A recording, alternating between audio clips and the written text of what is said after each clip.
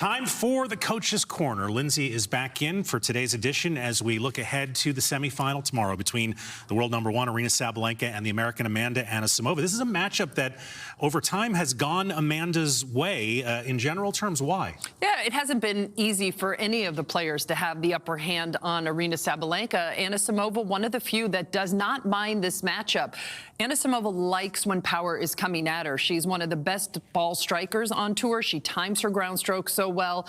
And one of the reasons that Sabalenka struggles is because the ball sometimes comes back heavier on her, and she's not used to that kind of play.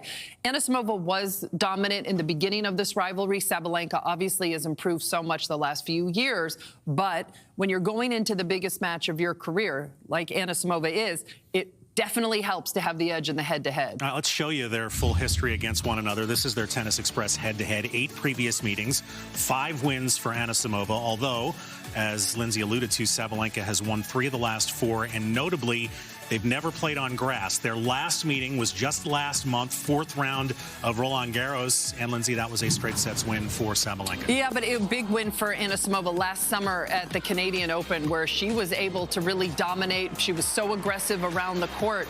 Anisimova knows she's got to play big tennis when she plays Sabalenka. She was able to execute it perfectly last summer. What a match, though, just a couple of weeks ago back in Paris on the slow red clay.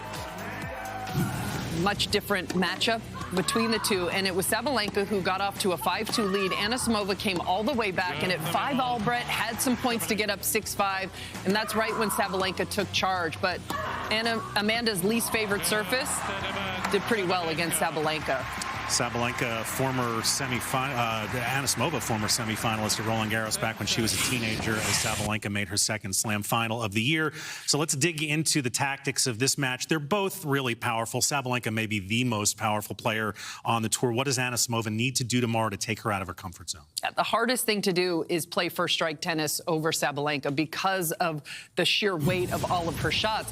Anisimova's got to try and take advantage from the very beginning and return a perfect match, Brett. She's got to put a lot of pressure on the Sabalenka serve.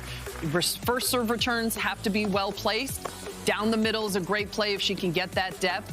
And absolutely has to rip if she has any amount of time, any point where she's on her front foot. See ball, hit ball if you're Anisimova.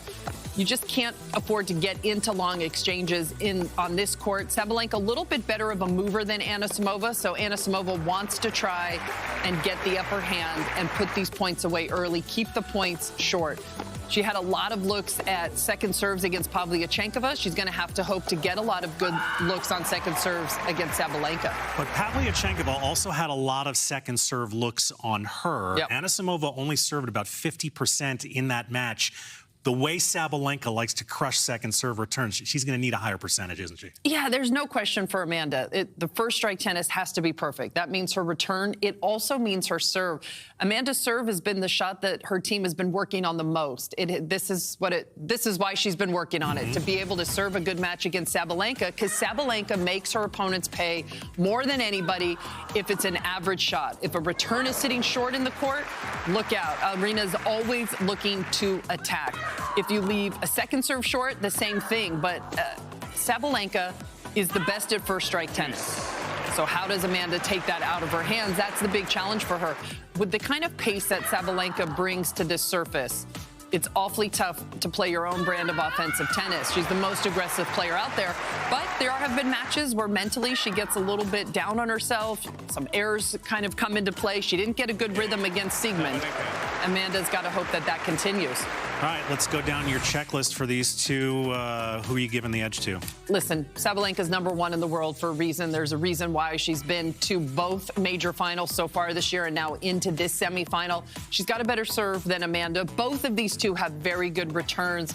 The forehand a little bit more solid for Sabalenka. Backhand even. The variety that Sabalenka has been learning to use better, that really paid off against Siegmund. But the history, the intangibles, 5-3 for Amanda, that's got to play into her confidence going out there. Also, as we get deeper into the slam, I wonder about what kind of scar tissue Sabalenka starts to feel about the 2 Grand Slam finals she played, had chances in, but didn't win earlier this year. If you're on Team Anisimova, that's what you're feeding her.